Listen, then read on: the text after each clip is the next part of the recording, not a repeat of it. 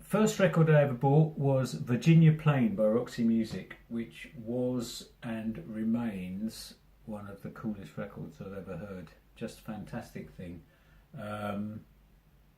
So I must have been, I think that was 72, so I must have been 12. So I was a bit of a late starter, I guess, in the record buying market. We didn't sort of have a lot of music going on at home for various reasons, which is probably another story. But yeah, Roxy Music's Virginia Plain was the first one, which makes me sound very cool. But you have to bear in mind that the second record I bought was Blockbuster by The Sweet. So, you know, some days the bear gets you. Music that I'd heard, what I had at home when I was a kid was things like Pinky and Perky records, which for people in America who probably didn't hear it were two puppet pigs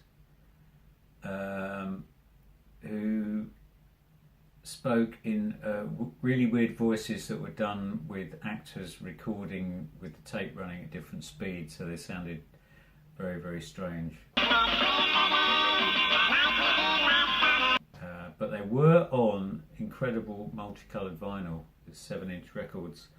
And they also had all the theme tunes from things like Stingray and Thunderbirds. And they were great records, they were really good.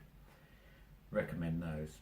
I remember hearing Light My Fire by The Doors, and that was probably, was that 67? In which case I was 7, so it was kind of a young age to remember that. But I remember it stood out just because of Jim Morrison's voice.